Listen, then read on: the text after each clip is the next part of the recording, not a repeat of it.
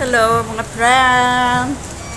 Nag-message natin ngayon ay parte sa ating God the Father, no? Ang award from the Master natin. Yan ang ating God the Father. O, ano ang mga natin? Kung ang pray tayo sa God the Father, kung kailangan natin siya when you feel lonely, no? Yan, kung lonely tayo. Katulad ko, kung lonely ako, na message, ako ng mga message sa akin, ng mga kaibigan, o ni God the Father, yan, may ako ng lonely ko, makatulong, no, na hindi ka maging lonely. Kaya yan, thank you tayo sa ating God the Father. Pray always when you feel useless, feel useless, kaya may kukaisa, may nagawa tayo sa ating buhay na daw medyo hindi maganda pala ang result sa ibang tao, no? Sa may nasabi tayo nga daw medyo na-conscience tayo na dahil sa nasabi natin yan, siya na samang loob niya sa atin ng isang ating kaibigan niya, may nasabi tayo na hindi niya nagustuhan. Kaya yan ang ibig sabihin when you feel nga daw ka, no, nang useless ka sa mga friend mo, no? Yan, when you feel useless, kaya yan, ka sa God the Father natin na nagkamali tayo, na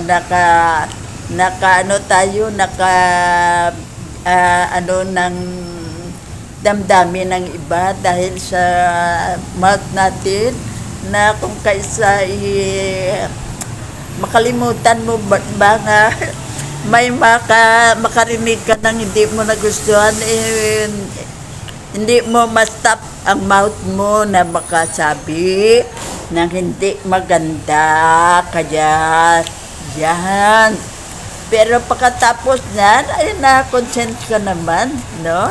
Na-consensya ka na dahil sa ginawa mo ay dahil sa ginawa mo ay naka ka ng sama na loob sa kapwa-tao mo, at may soft drinks babaw, ka sang damdamin ng kapwa-tao mo, kag sila naapektuhan sila sang ginawa mo, no? Na kung yan, kung mo nang useless ang ginawa mo, kaya yan ay ma-join natin sa atin ng God na yan ang hindi magandang ginawa mo sa kapwa-tao mo. When you feel empty, yan, kung you feel empty, yan, ang isa na ng God the Father sa atin, sa isipan natin siya, no? Kailangan natin na pray sa kanya at maka-need help, no? Ayan ang when you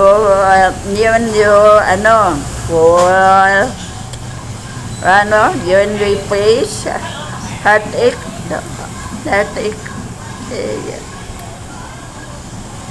yan, kung mga daw medyo masama na loob ka sa mga kasama mo sa bahay dyan, na may konting problema, iwan tayo. Ito yan ang nagbigay heartache sa atin.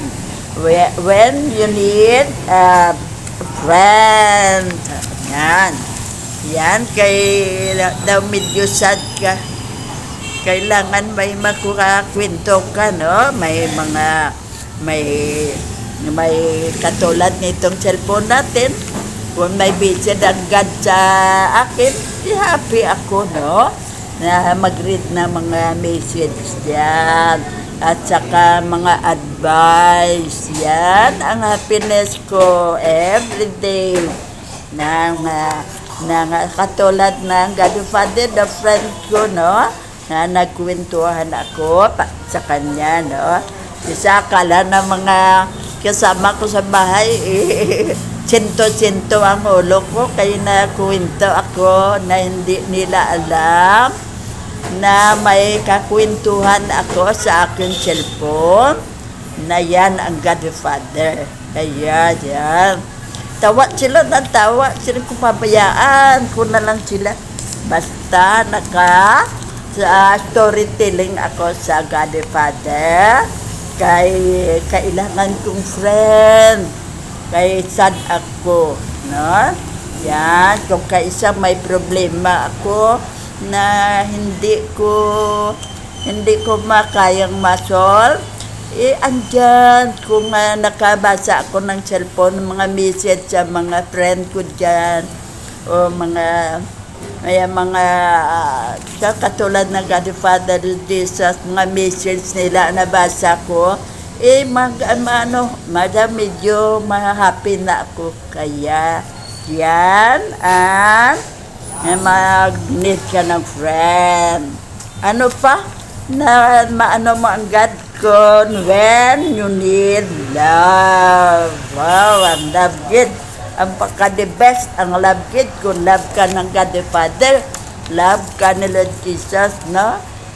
Love ka ng kung sino pa, diba? At mga angels, no? Kung love ka, tila ka very happy ka. At iba mga kaibigan mo, daw ka-happy mo na marami ang nag-love sa'yo. Pero may requirements yan.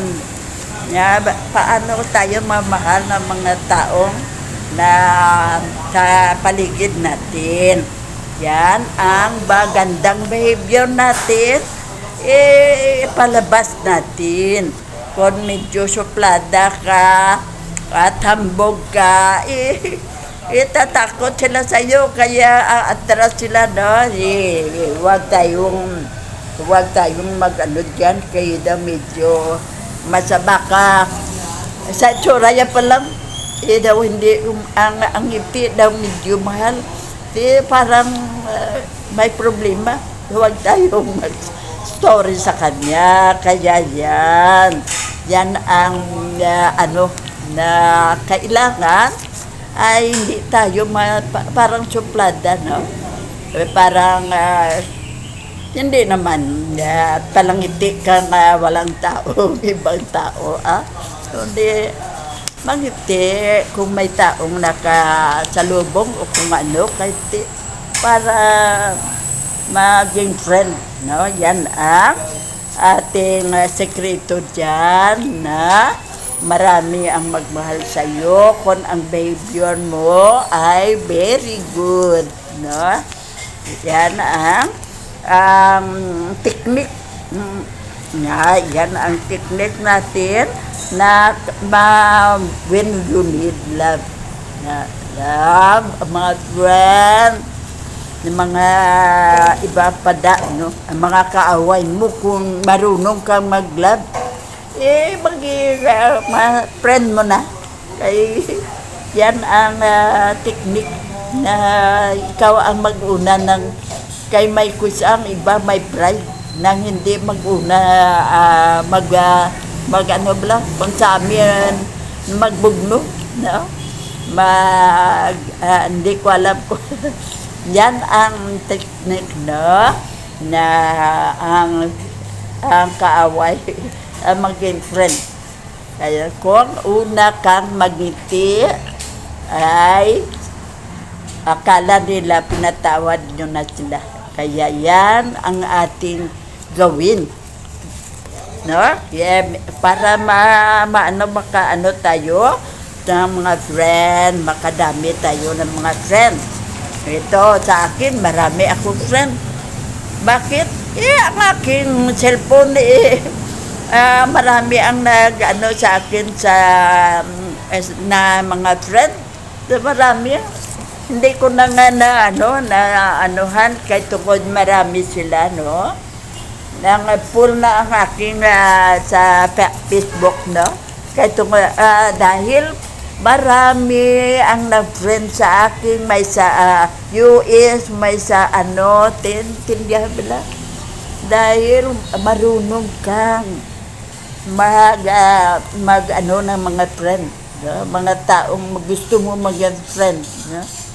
Sila din ay nagustuhan din, kaya yan, sila sa akin sa Facebook, no? Yan, full lang akong Facebook, kaya marami sila ang gusto na maging friend ako, kaya yan ang happiness ko, no? Yan. Paano natin ang God? When you feel weary, when you feel afraid, no? When you feel afraid, natakot ka, pray ka ng pray, natakot ka, no? Yan, kung kaysa malakad ka sa daan ng gabi na, ikaw lang mag-isa ang malakad, takot ka, no? Yan ang yan ako dyan. Naka-experience yan. Ang nangyari, ang aking auntie, no? Na-admit sa hospital. At hindi ng doktor, hindi pala na tulungan, namatay siya. Kailangan ipaalam agad sa mga family nang namatay na sa Corazon Luxen, Bacolod City pa ang hospital, nang guro mga 1 o'clock. So, kailangan mabayaran ang mga bill, kabarang ako naglakad sa daan papunta sa shopping, na diyan ang mga series ay doon ako sa sakay, napakalayo, no? May isang lalaki na nakalakad, kinakaibigan ko, "Sir, good evening, bago lang ko dito sa hindi ko alam kung saan ako dadaan papunta sa shopping, na doon ang series, sasakay ako pa Victorias, no?" Sabi ko sa kanya, kay Victorias ang bahay ng namatay. Sa sipad ko, kung magnanakaw ko, masamang kwat, pero taktika na ko lang. Taktika ng teknik kung paano ko siya makumbinyo. Namatay ang tiyahin ko, at saka wala kaming pangbayad sa hospital. Kailangan kong maka-Victorias para mapalang sa pamilya kag mabayaran ang yan, naawa siguro sa akin kasi nabatay na ang ako, ginatid ako sa may shopping sa series. Lakad lang kaming dalawa, napaklayo. Thank you ko at binigyan ko ng money. Hindi man niya kinuha. Nasa iyo na yan, kailangan mo yan. O sige, nasakay na. Thank you ako. Yan ang isa ka-teknik kung mabuti kang tao mag-PR, nang maawa ang tao sa iyo. Kaya hindi ka naman nagpaawa-awa, pero para sigurado ito. Kaya baka hold upper yan. Mabuti na kaya nga fruit ko patay na. Kundi wala sa hold upper. No money na kay naubos na sa ospital. Kaya yan ang taktika natin. Yuak, nagsabi ng hindi maganda sa taong kasabay mo sa daan sa emergency na time na hindi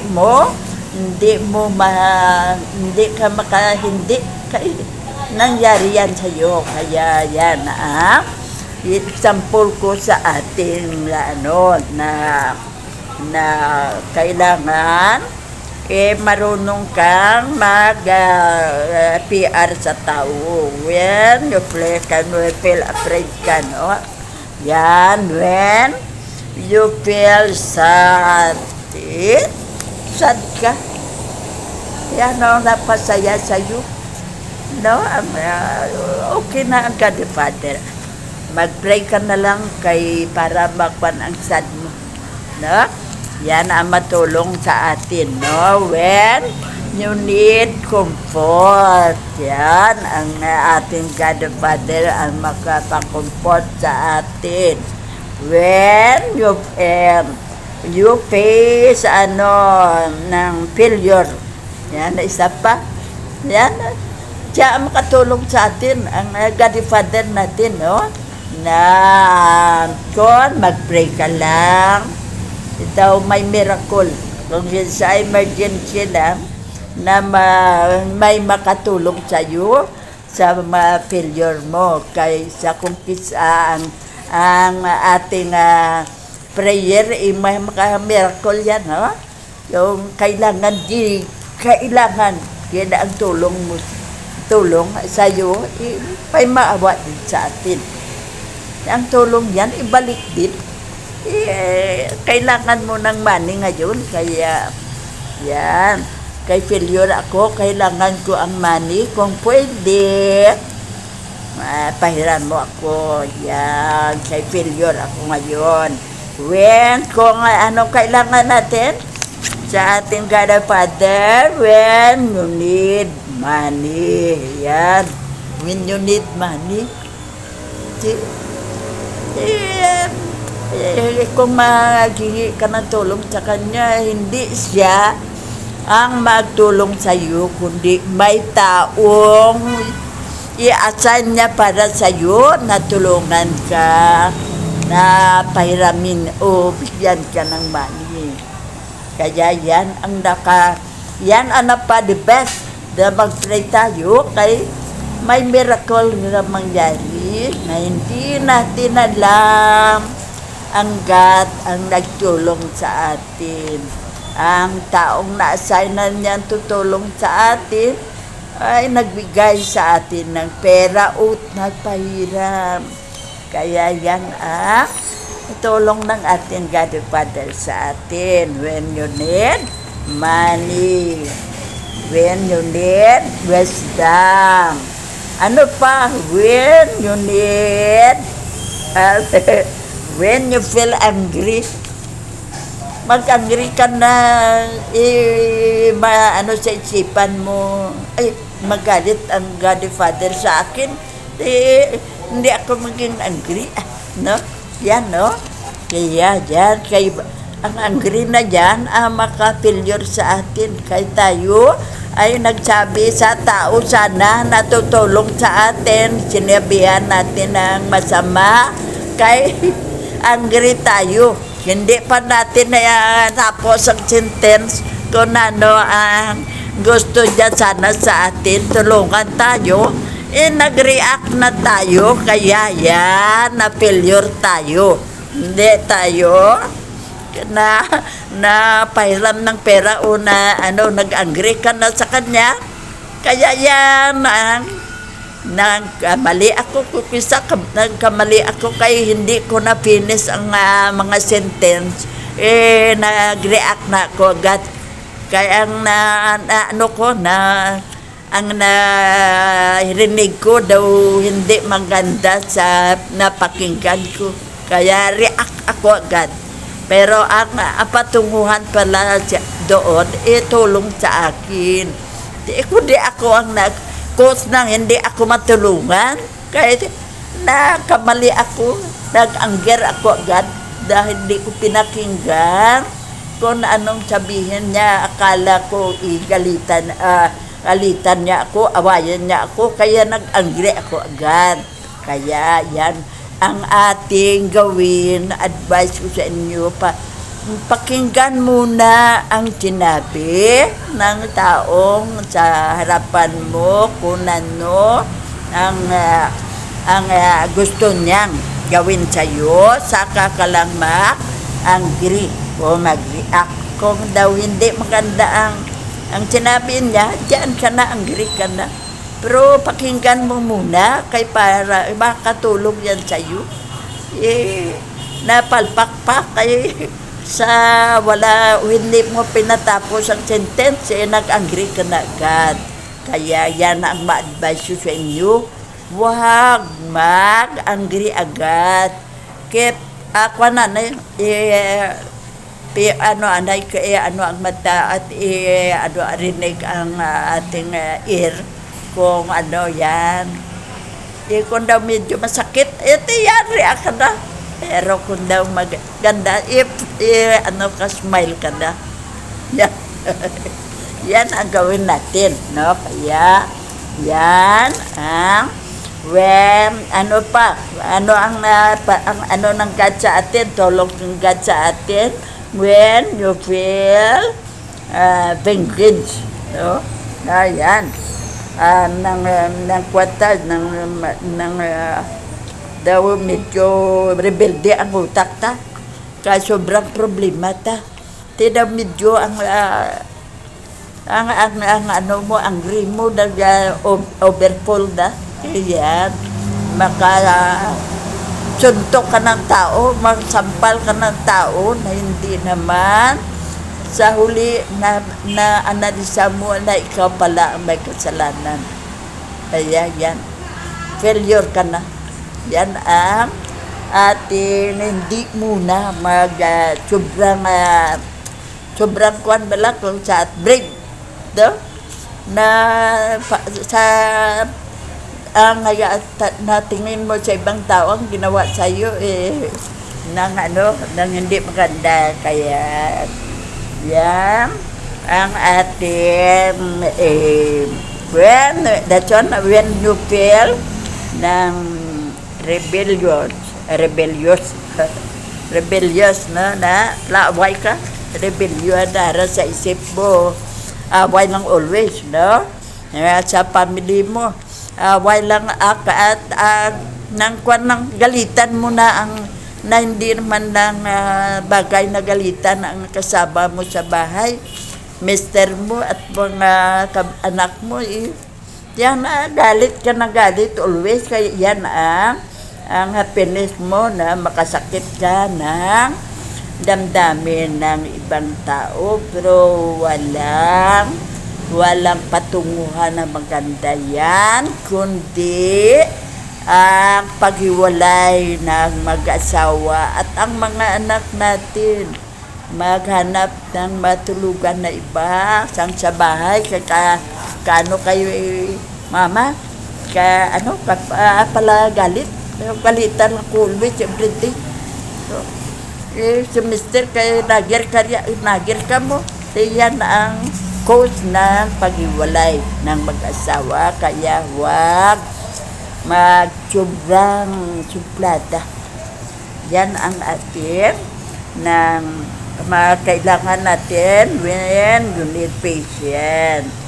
When you feel tempted, tempted. When you feel weak, parang medyo mahina ka na, wala ka nang, hindi ka na marunong kung nang gawin sa buhay mo, no? Kaya wala ka ng solusyon, kaya naging hindi na weak na ang damdamin mo. Kaya yan When you feel threatened, yan, tinakot ka ng taong kaaway mo. Yan, no? Kada threatened ka when you need strength. Yan, tulong sa atin ang God Father, no? Yan ang mag-pray ka lang when you feel worried. That's all. Ano na? When you feel hopeless. When you face doubts. Yan. Mag-pray ka lang. Kaya ituruan ka ng God Father kung ano ang gawin mo, no? When you need to forget sa mga ginawang kasalanan, when you need to forget, when you feel troubled, when you feel troubled, yan, nahingi ka ng tulong para makuan ka, makuan ka sa trouble na yan, matulungan ka. When you feel hurt, no? That's lahat tayo. When you feel used. That's ano pa? When you feel guilty. Guilty, ang conscience natin, andyan lang.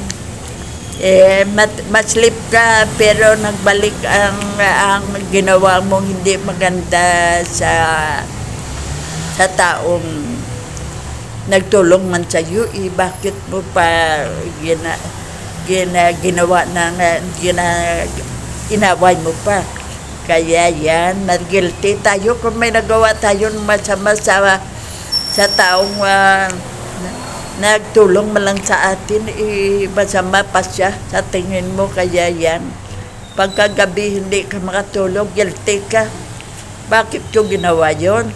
Wala tayong nagawa. Kaya nagawa mo na. Kundi humigi ka na lang ng patawad para makatulog ka ng mahimbing sa gabi. Kaya ang isipan mo, hindi na guilty. Kaya naghingi ka na ng tawad sa ginawa mo hindi maganda sa taong wala namang kasalanan sa iyo. When we need forgiveness, yan, when we need forgiveness, kaya may kasalanan tayo, kundi hingi tayo ng tawad para mapatawad tayo. Yan ang solusyon dan. Huwag ng pride. Hingi na ng tawad kaya para ang isipan mo maganda na, no? Hindi ka na makatulog ka na ng mahimbing na maingiti pa, no? Maingiti pa. Ang mata mo whole night nakadilat lang, kaya sa isipan mo ang ginawa mong masama sa tao. May utang na loob ka pa pala, kay tinulungan ka. Kaya so, yan, forgive ka na ng friend mo, kay naghingi ka na ng tawad, no? Kay ang tao, kung maghingi ng tawad ang nagkamali sa kanya, hindi na forgive, kay patawarin kanya, gani. Napakaliit na, I'm sorry, napakaliit na sentence mo lang ang isabi mo. I'm sorry, my friend. Yan lang. Ipinis na pagkagabi. Hindi mo alam, yan ang pala ang solusyon na makatulog ka ng mahimbing. No? I'm sorry lang. I'm sorry. Yan lang. No? Ano pa? When you feel forsaken. When you feel rejected, yan, kung na-reject na-reject ka na, wala tayong magawa, no? When you feel rejected, mahingi na lang tayo ng tulong, no? Sa God, na kung paano tayo makabalik sa mga tao nagtulong sa atin, kay ginawan pa natin ng masama, i-reject na lang tayo when you face separation. Yan, kung may face separation na tayo, when you need joy. Yan. Ano pa? When you feel discouraged, no? When you feel frustrated. Ano pa yan? When you feel depressed. When you face sickness, no? Yan, when you face sickness na, kung may sakit ka, kailangan ka na i-dialysis. Kaya yan bilang ang blood sugar mo mataas na. Kaya yan, kailangan mong dialysis. Yun you face ng sickness na, kundi mahirap na, no? Magpagaling kung hindi mo ipagamot. When you face bleed. Tapos ano pa? When you need you need peace. Ang peace, kadali lang solusyonan ng peace, no? Makuan ka lang, magahinga ng tawad at magkamay lang. Kuan na, peace na tayo, ha? Peace, ha? Appear tayo kay para face na tayo, no? Yan ang solusyon dyan. Kaya when you feel unfulfilled, when you feel confused, kung feel confused pa tayo, when you feel like giving up, giving up ka na sa ginagawa mo, daw medyo hindi mo na kaya, giving up ka, kaya hindi mo na kaya, giving up ka. Kung sa mga problema mo sa trabaho mo at sa mga negosyo mo, give up ka, no? Pakatulad ng negosyo na daw lugi ka, give up na. Huwag mong atrakahin yan, kay lalo ka lang malugi dyan. Kaya huwag na lang, kaya give up na. Give up na. Kung narentahan mo ang block, ang tiyanggi, ang store mo, give up yan. Sa owner para mahanapan ng ibang makarent. Kaya yan, give up. Huwag nang anuhin. Sige lang, baki malaki ng lugi mo. Hindi magandang result yan, no? Kaya hindi mabili ang negosyo mo rito, hanap ka ng ibang marentahan, no? Para makabawi ka. Kaya i-give up mo ang una mong narinta na store at saka mag-rent ng iba. Yan ang give up na. When you need ng direction direction, no? Yan, ma-pray tayo kay maturuan tayo ng ating God the Father kung ano ang gawin natin, no? Yan, na mapaturo tayo ng direksyon kung ano ang gawin natin. Di alam na natin ang ating gawin at anong may tulong ng ating Father in Heaven. Kaya mga friend, yan ang ating gawin sa ating buhay, ha? Nag-pray lang tayo at naghingi ng tulong kay hindi mo alam ay may taong tutulong sa iyo na siya palang ipinadala ng ating God the Father in heaven na tumulong sa atin. Kaya mga friend, yan ha, ang ating prayer ay may miracle yan.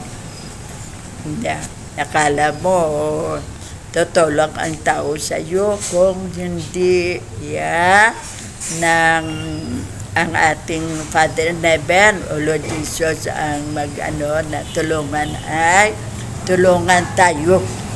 Kaya hindi sila makatulong kundi ang kapwa-tao mo ang tutulong sa iyo. Na nagsabi ka lang ng problema mo, nagpahiram siya ng pera sa iyo. Diyan, sinabi mo lang ang problema mo. Pero may nakatulong sa atin sa itaas na ipahiramin mo yan. Ay kailangan niya ang pera na tulong mo. Yan mga friend. Huwag sa prayer kay yan ang epektibo sa ating mga sa buhay, no? Kung ano ang hilingin natin, may ibigay yan. Kay may matulong na tao na naasan dyan ang ating Panginoon sa ating problema. Kaya mga friend, alam nyo na gawin natin, ha? Yan ang effective na mga gawin natin para